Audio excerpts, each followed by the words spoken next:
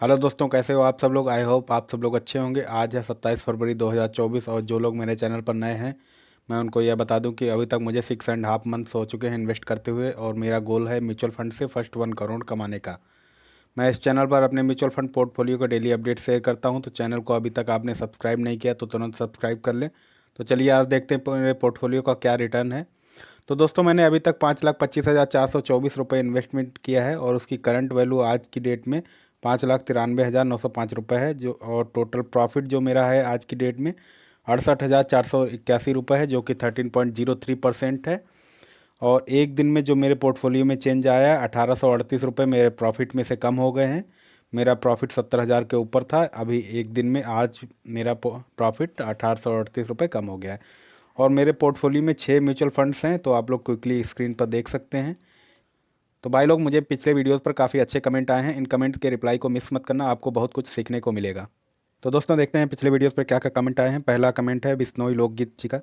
UTI Nifty 50 index fund कैसा होगा 20K lump sum के लिए, मिनिमम 10 ईयर के लिए। बिश्नोई लोकगीत, मैं आपको ये बताना चाहूँगा, ये निफ्टी 50 को फॉलो करता है, तो इसमें आप इन्वेस्ट कर सकते हैं। अच्छा फंड है, इसमें रिस्क भी बहुत कम है, क्योंकि ज़्यादातर शेयर्स सारे लार्ज कैप के हैं और निफ्टी 50 इंडेक्स को फॉलो करता है। तो निफ्टी इंडेक्स जो फंड होते हैं वो ज़्यादातर ऑलमोस्ट सभी इंडेक्स फंड सिमिलर रिटर्न देते हैं, थोड़ा आगे पीछे होता है, बट आप कर सकते हैं इसमें इन्वेस्ट।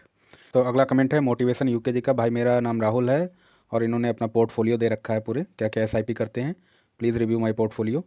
तो motivation UK, thank you for your comment. भाई आपको थोड़ा वेट करना पड़ेगा, मैं सैटरडे को पोर्टफोलियो रिव्यू करता हूँ, तो उस सैटरडे की वीडियो में आपका पोर्टफोलियो रिव्यू आएगा, तो उस वीडियो के देखिए। बाकी और भी वीडियोस को देखते रहिए मेरे, बट आपका सैटरडे को पोर्टफोलियो रिव्यू हो जाएगा।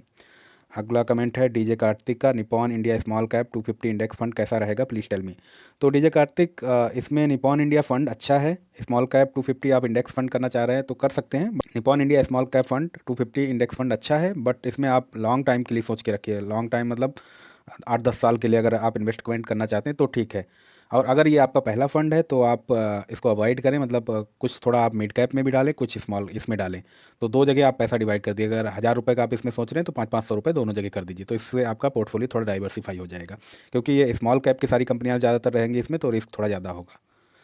रोशन जी का अगला कमेंट है, sir small cap 250 index fund में लॉन्ग टर्म इन्वेस्टमेंट ठीक रहेगा।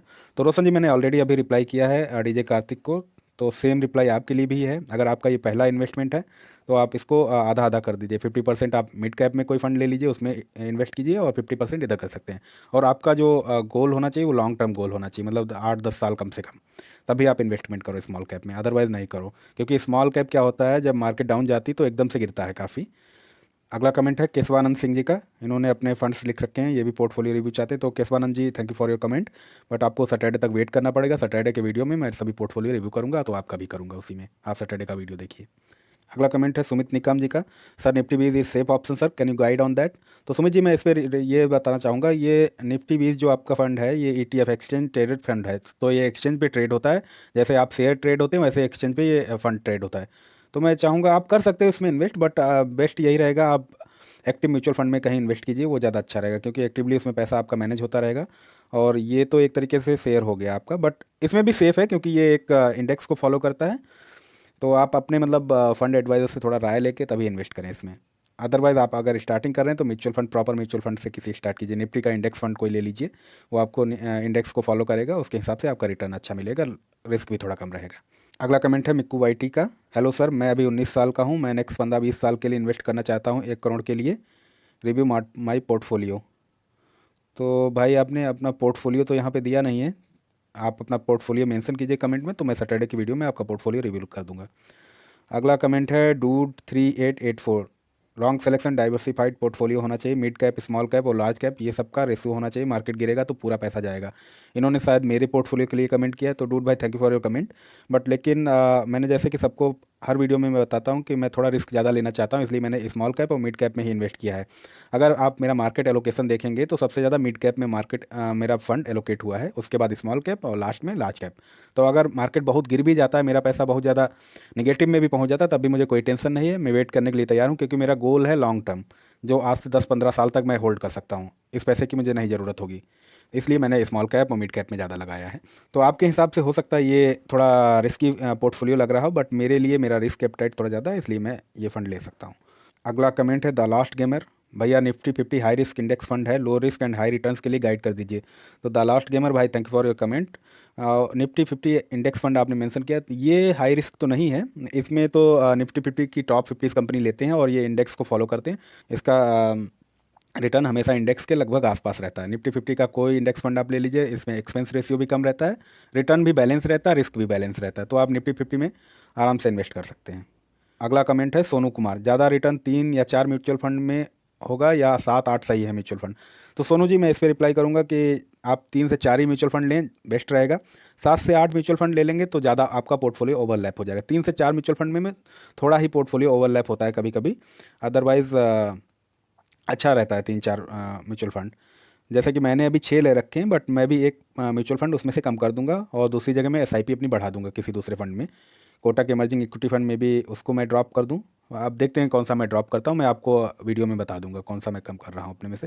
मैं 5 ही फंड रखूंगा अपने पोर्टफोलियो में, इसलिए मैं आपको भी यही सजेस्ट करूंगा, 3 से 4 म्यूचुअल फंड आप रख सकते हैं, ज़्यादा से ज़्यादा 5, इससे ज़्यादा मत रखिए। इस वीडियो में भी मैं लिंक डाल दूंगा, तो आप उस लिंक के थ्रू आप अपना पोर्टफोलियो चेक कर सकते हैं कितना ओवरलैप हो रहा है। तो ज़्यादा ओवरलैप भी ना हो, अगर थोड़ा बहुत ओवरलैप हो रहा है तो वो अच्छा है, क्योंकि हो सकता है 2 म्यूचुअल फंड को वही कुछ जो ओवरलैप कंपनीज हो रही हैं वो ज़्यादा अच्छी लगी हों, इसलिए उन्होंने ओवरलैप हो रही हैं, उन्होंने सेम कंपनीज ली हैं। और जब आप इन्वेस्ट करोगे तो ज़्यादा पैसा उन कंपनीज में जाएगा जो दोनों ने चूज़ की हैं। तो अगला कमेंट है आदित्य जी का, sir please let us know your point of view about momentum fund and Nasdaq fund. Aditya ji, मुझे नहीं पता आप ऑलरेडी इन्वेस्ट करते हैं म्यूचुअल फंड में या नहीं, बट आप मोमेंटम फंड और नास्डैक फंड पे अभी मत जाइए। अगर आप स्टार्टिंग कर रहे हैं म्यूचुअल फंड की जर्नी, तो अभी के अपने जो अच्छे फंड्स हैं म्यूचुअल फंड में वो ले सकते हैं। मोमेंटम फंड और नास्डैक फंड के ऊपर मैं प्रॉपर एक वीडियो बनाऊंगा, उसमें मैं डिफाइन करूंगा क्या ये फंड्स होते हैं और किसको इन्वेस्टमेंट करना चाहिए, क्यों नहीं करना चाहिए, क्यों करना चाहिए, सारी चीज़ें मैं एक्सप्लेन करूँगा अलग वीडियो में। बट यहाँ पे तो मैं इसके बारे में इतना कुछ नहीं बता पाऊँगा क्योंकि इतना टाइम नहीं है अपने पास। तो आप अगला नेक्स्ट वीडियो कभी आएगा इसके ऊपर तो मैं आपको ज़रूर बताऊँगा।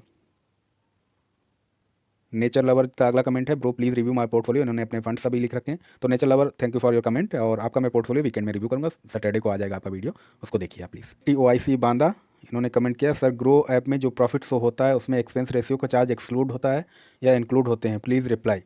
तो thank you for your comment, ये अच्छा क्वेश्चन आपने पूछा है और इसका मैं रिप्लाई करूँगा कि एक्सपेंस रेशियो जो होता है वो आपको जो आप फंड खरीदते हैं वहाँ दिखता है ईयरली इतना एक्सपेंस रेशियो समथिंग 0.8% और 1% एक्सपेंस रेशियो होता है।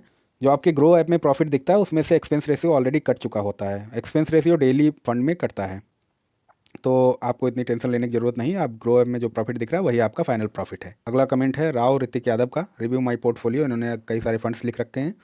ऋतिक जी, मैं इसका वीकेंड में वीडियो बनाऊंगा सैटरडे को, तो सैटरडे वाला आप वीडियो देखिए, वहाँ पर आपका पोर्टफोलियो मैं रिव्यू कर दूंगा। मनीष कुमार जी का अगला कमेंट है, भाई जी एक कन्फ्यूजन क्लियर कीजिए, अगर ऑनलाइन एसआईपी खुद से करते हैं लॉन्ग टर्म के लिए और बिना कोई हार्ड डॉक्यूमेंट के, मतलब किसी बैंक के थ्रू या किसी म्यूचुअल फंड एजेंट के थ्रू, तो क्या आगे चलकर कोई दिक्कत होगा क्या? आपके वीडियो देखकर ही सीख रहा हूँ भाई जी, और मार्च से सिप भी करने वाला हूँ। आप बहुत अच्छे से समझाते हो सब कुछ, thanks to you. So thank you for your comment Manish ji, काफ़ी आपका सपोर्ट मिल रहा है। आपका ये कन्फ्यूज़न मैं दूर करता हूँ अभी। अगर आप किसी बैंक के थ्रू या म्यूचुअल फंड एजेंट के थ्रू अगर एसआईपी करते हैं तो कोई आगे चलकर दिक्कत नहीं होगा। आप चाहें तो कोई ऐप डाउनलोड कर लीजिए, जैसे कि जीरोधा या इंडी मनी, और भी कई सारे ऐप्स हैं, वहाँ पे आप एक्सटर्नल पोर्टफोलियो अपना ट्रैक कर सकते हैं। तो वहाँ पर अगर आप अपना पैन नंबर और रजिस्टर्ड मोबाइल नंबर डालेंगे, उसमें आप लॉगिन कर लीजिए अंदर, तो आपका हर महीने को जो जब जब इन्वेस्ट होता जाएगा उसमें आपको वैल्यू दिखती जाएगी, आपका पोर्टफोलियो नंबर मिलेगा, तो उसको आप नोट डाउन करके रख लीजिए और कंपनी वगैरह भी नोट डाउन करके रख लीजिए। आप ऑलरेडी जिस म्यूचुअल फंड में इन्वेस्ट कर रहे हैं वहाँ पे ऑलरेडी उसकी वेबसाइट पे जाकर वहाँ पे भी चेक कर सकते हैं, तो इसमें कोई दिक्कत नहीं है। और एक चीज़ मैं बताना चाहूँगा, अगर आप बैंक से या म्यूचुअल फंड के एजेंट के थ्रू कर रहे हैं तो मोस्टली चांस है वो रेगुलर फंड में आप इन्वेस्टमेंट कर रहे होंगे, और रेगुलर फंड का एक्सपेंस रेशियो डायरेक्ट फंड से थोड़ा ज़्यादा होता है। तो उसको आप देख लो, आपको अगर वो कुछ सर्विसेज दे रहे हैं, आपको लगता है कि थोड़ा ज़्यादा मुझे ये एक्सपेंस रेशियो देने में कोई दिक्कत नहीं है, उसके बदले में आपको सर्विसेज मिल रही हैं अच्छी, तो आप दे सकते हो। अदरवाइज़ आप डायरेक्ट म्यूचुअल फंड में इन्वेस्टमेंट कर सकते हैं, तो यहाँ पे एक्सपेंस रेशियो कम होगा। अगला कमेंट है विवेक जी का, थैंक यू सर मेरा पोर्टफोलियो रिव्यू करने के लिए। तो थैंक यू विवेक जी, मैंने आपका लास्ट वीकेंड सैटरडे को रिव्यू किया पोर्टफोलियो, आई होप आपने देखा होगा तभी ये कमेंट किया, थैंक्स फॉर योर सपोर्ट। अगला कमेंट है सुमन जी का, sir review Motilal Oswal small cap mutual fund, I am do SIP lump sum in dips and also need your suggestion on axis manufacturing fund. तो इसमें सुमन जी मैं बताना चाहूँगा, मोतीलाल ओसवाल जो स्मॉल कैप फंड है, ये मुझे लगता है अभी कुछ ही दिनों से स्टार्ट हुआ है, मतलब कुछ सालों से स्टार्ट हुआ है। और आप इसका AUM अगर देखेंगे तो AUM भी काफ़ी कम है, शायद ये 5 जुलाई 2023 को ही स्टार्ट हुआ है और AUM भी बहुत कम है। तो मैं हमेशा सजेस्ट करता हूँ, आप जब भी म्यूचुअल फंड, किसी म्यूचुअल फंड में इन्वेस्टमेंट करो तो उसका आप 5-10 साल का प्रीवियस रिकॉर्ड चेक करो। अगर एटलीस्ट 5 साल का तो चेक ही करो, अगर 10 साल का रिकॉर्ड नहीं है। उसके अलावा दूसरी चीज़ आप हमेशा देखो AUM कितना है। अगर 2000 करोड़ से ऊपर है AUM तो आप इन्वेस्ट कर सकते हैं, अदरवाइज़ फिर इतना उसमें कॉन्फिडेंटली नहीं बोल सकते हैं कि आप इसमें इन्वेस्ट करो या नहीं करो।